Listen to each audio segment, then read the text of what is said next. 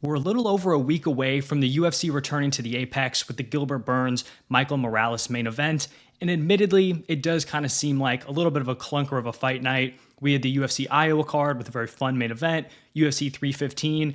Now we're back in the Apex. It's a solid main event. The rest of the card, leaves a little bit to be desired, but sometimes these are the ones that end up being the most entertaining. I'm still going to be going through and giving my full card predictions, main card and the prelims, picking the winner and how I think they get it done. If you enjoy the video, hit the like button, subscribe. Timestamps will be in the description if you guys want to jump around.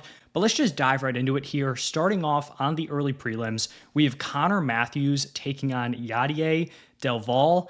And to be honest, it's just pretty tough to feel confident in Connor Matheus here. He is 0-2 in the UFC. He has been knocked out in both fights. On the Contender Series, he went 1-1. But when we're looking at the records of his wins, he really has like two solid wins. Someone who was 10-0 and then someone who was 8-4. I think that was the fight like right after the Contender Series, and then his Contender Series win. The other ones are just brutal, like just awful strength of schedule. Record of 1-2, 15-97. I think that's the legendary Jay Ellis. 2-1, 1-8, 0-7. So even though he's in the UFC, his experience against high-level guys is just not there. And also just the success rate against, solid opponents is also not there. On the other side here with DelValle, he is making his UFC debut, but he doesn't really have like a super padded record like Connor Matheus. He beat a real dude on the Contender Series, had a ton of experience. He had a super well-rounded performance, landed 125 significant strikes, 177 total strikes, landed 2 takedowns, racked up 6 minutes of control time, mixed up his targets, 25 strikes to the body, 21 to the legs. I'm going to side with DelValle here, and I'm going to pick him by KO. Now, maybe he's not quite UFC ready, but at least it's up in the air. For Connor Matheus, I feel pretty confident that he's not a UFC caliber guy at this point. So Yadier DelValle by a round 1 KO. Then we have Jared Gordon taking on Thiago Moises. I expect this one to get bumped up just in terms of the fight order. Right now, it's listed as the second fight on the card. And Jared Gordon just kind of been on a pretty unlucky stretch here. So he had the fight against Paddy Pimblett, which I thought he won 30-27, could see a 29-28 for him. But in my opinion, that was a pretty serious robbery. So he kind of loses the opportunity to get a win over a highly touted opponent, a big name. Obviously, since then, Paddy's done great things. But I do think Jared Gordon won that fight. Then he had the fight against Bobby Green, where a lot of people thought, he was just going to get pieced up on the feet. He was looking really good. He was out striking Bobby Green, and then he got knocked out with that headbutt from Bobby Green. So another, potential solid win against a decent name. Doesn't get that opportunity. Then he has a big KO win against Mark Madsen. And then he has a fight against Nasrat Hatparas that I thought he won. Did not get the decision. He was also supposed to fight in February, and he had 2 different opponents pull out. So he's also just had a tough time, actually getting fights and having the opponents get to fight day. He's tough, fairly durable, only really losing and getting finished by some of the best guys in the weight class. He can push a pace, mixes the striking in with the grappling. On the other side here, we have Thiago Moises. He's 8-6 in the UFC, but he has faced a crazy tough strength of schedule. His losses are just like littered with big names. You have the champ, Islam Makhachev. You have, a contender in Beneil Dariush. Joel Alvarez, who's in the top 15. Benoit Saint-Denis, also in the top 15. Damir Ismagulov, who at one point was in the top 15. And then Ludovic Klein, who I think is getting an opportunity in the top 15 against Mateusz Gamrot. So he's only losing to ranked caliber opponents, and he still has some decent wins. It's not like he's, beating up on really poor fighters and then losing to the solid ones. Like he has wins against Bobby Green, Michael Johnson, Alexander Hernandez. His last fight was a solid decision win against Trey Ogden. And when we look at his losses, he's really just getting like physically overwhelmed against like big, athletic, powerful opponents. I just don't think Jared Gordon poses that same threat. I think both these guys are pretty well-rounded. I think it's going to be competitive. I just think Moises is a little bit better everywhere. So I'm going to pick Thiago Moises by decision. Then moving over to the first women's fight here, we have Denise Gomes taking on Elise Reed. Gomes has some legit power at 115. She knocked out Yasmin Jauregui and Bruna Brazil in back-to-back fights. Since then, she has gone 2-1. Both those wins have been by decision. Her grappling is a little bit questionable. Her 2 losses have been to her getting control wrestled. Angela Hill landed 5 takedowns, 8 minutes of control. Not someone who's really known as a wrestler. Loma Lukbunmi, also someone who's known primarily as a striker, landed 4 takedowns, 7 minutes of control time. Reed just really does not wrestle, so I don't think that's a threat here. She averages less than half a takedown per 15 minutes. She has landed a takedown in 1 of her 8 UFC fights. And then in her UFC career, she's just gone win-loss, win-loss, win-loss, back and forth. Her wins have just been against pretty low-caliber opponents. They have UFC records of 3-6, 2-6, 1-1, and then 3-3. So she has not beaten like an above-average UFC fighter here. Both these women primarily want to strike. I just think Gomes is the better striker, and I also think she's more dangerous, more powerful. She's someone who can actually stamp around with rocking Elise Reed. I don't see Reed having that skill set the other way. So I'm going to go with Denise Gomes by decision. And sticking around in that same weight class, we have a ranked matchup here between Luana Pinheiro taking on Tecia Pennington. Pinheiro started off in the UFC 3-0, looked like a rising prospect. She has gone 0-3 since then. Once she faced like that ranked level competition, she has not picked up the wins. She has losses to Hebos, Hill, and Robertson, and she's kind of just been beaten all around. Like, it hasn't been one specific weakness. Like, she's been out grappled by the grapplers, she has been outstruck by the strikers, and she's not really getting an easy matchup here. Like, you would think 3 straight losses, ranked level competition, they would, set her back in the rankings a little bit, let her fight outside, give someone else a shot. This is not an easy matchup here against Tecia Torres. Pinheiro's a fine striker. She has decent submission skills. 5 of her 11 wins are by submission, but she doesn't really have the wrestling to consistently set it up. On the other side here with Tecia Pennington, since she had her kid, she has gone 1-1 with 2 very competitive fights. So she won a decision against Carlos Esparza, like I said, very competitive, and then she lost a very close split decision to Tabitha Ricci. Could very easily be 2-0. You could also make an argument she could be 0-2 also. She splits the difference here at 1-1. She is going to be super active on the feet. She lands 4.82 significant strikes per minute. She's going to rack up a lot of volume when she's not getting wrestled. Typically, people are trying to clinch her, take her down. If that's not going to happen here with Pinheiro, or she's not having a lot of success, I do think Tecia Pennington could rack up a ton of numbers in this fight. I just don't see Pinheiro taking her down and holding her there. She's typically good at scrambling, kind of weathering the wrestling offense. And I do expect Tecia to put a pace on Pinheiro here. So I'm going to go with Tecia by decision. Then in one of the lighter weight classes, we have Hyun Sung Park taking on Carlos Hernandez. This is a men's flyweight fight.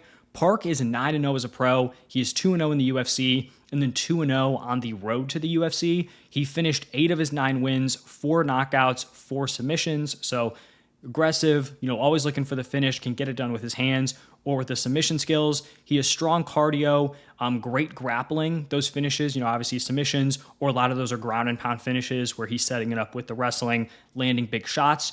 He is a little bit hittable on the feet. He's been dropped in 2 of his 4 fights when you combine the UFC and the road to the UFC. I believe it was his second road to the UFC fight and then his UFC debut where he was dropped in those matchups. On the other side here with Hernandez, he's had an up and down UFC career. He is 3-3 in the promotion, but that very easily, could be looking like a worse record. 2 of those 3 wins were split decisions. His Dana White Contender Series fight that got him a contract was also a split decision. He doesn't really have like a specific calling card that he can count on in his matchups. His grappling's fine, his striking's fine, but he hasn't shown a ton of finishing upside within the UFC. He's been dropped twice in the UFC, hasn't dropped one of his opponents. He's also been submitted in the UFC, just not really finding the finish against, the UFC caliber athletes. Ray Saruya, who he fought, I believe 2 fights ago, was able to rack up some control time against him, 3 takedowns, 6 minutes of control. I have to lean towards Park here, and I'm going to pick him by round 2 submission.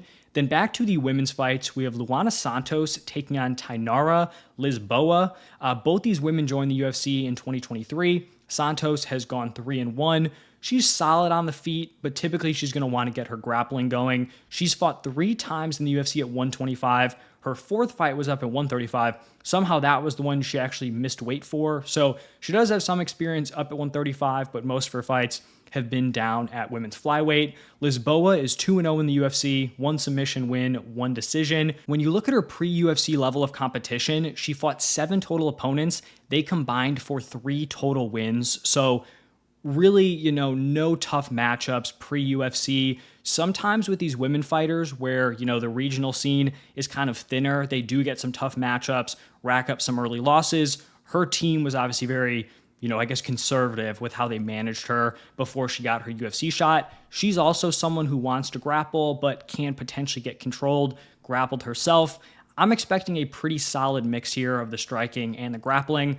I don't see one of these women just completely running away with it. I can see these close exchanges on the feet and then expecting, both to have some success on the ground, rack up some control time. I'm actually picking a split decision in this matchup. This does seem like one that could go either way, but I am going to slightly lean towards Lisboa here by split. Then I think we're really kind of getting into the fun matchups here. We have Sodiq Yusuff taking on Mairon Santos. Kind of weird matchmaking here. Both these guys are 145ers. They're fighting at 155, so this was pretty short notice. My understanding on this fight is that Sodiq Yusuff was planning on moving up to lightweight, so he's been ready for this move up. Santos, I think, wants to stick around at 145. He just wanted to fight. Sodiq Yusuff has a solid name. He took the opportunity. Sodiq Yusuff has had a solid UFC run. He is 6-3 in the UFC. He's coming off of back-to-back losses, but legit competition. He was knocked out by Diego Lopez. He lost against Edson Barbosa in a fight where he nearly finished him in the first round. It was a 5-rounder. He just blew all his energy, so he 10-8'd him in the first and then just had nothing for the next 4. I think he lost 4 straight after that round 1. He's primarily a striker, only averages 0.28 takedowns per 15 minutes. Really solid output, 5.66 significant strikes per minute. Does have some questionable defense, potentially some chin concerns. He has been dropped 4 times in his last 3 UFC losses. So when he is losing, typically he has taken some of that damage, getting dropped. Santos, on the other hand here, definitely, more green in terms of his competition. 2-0 in the UFC. He had a KO win on the Ultimate Fighter finale, and then a very questionable decision against Francis Marshall. I think the vast majority of people scored that fight for Marshall. He hits pretty hard, packs a punch, but he was outstruck on the feet by Francis Marshall. He's also just faced the, way less experienced competition. So I'm going to lean towards Yusuff here by decision. I do think he's the underdog. I think that's a little bit crazy. He's faced the way better guys. He has higher quality wins. Santos just lost to someone that I think Yusuff probably pretty cleanly beats at 145, so Yusuff by decision is going to be my pick. Then moving down one weight class, we have Julian Erosa taking on Melquizael Costa. This is a really fun matchup here. Love the matchmaking. Quick turnarounds for both these dudes. Erosa's last fight was on April 12th, where he KO'd Darren Elkins. For Costa, he had a decision win against Christian Rodriguez on March 29th, so pretty much less than a month and a half layoff for both these dudes.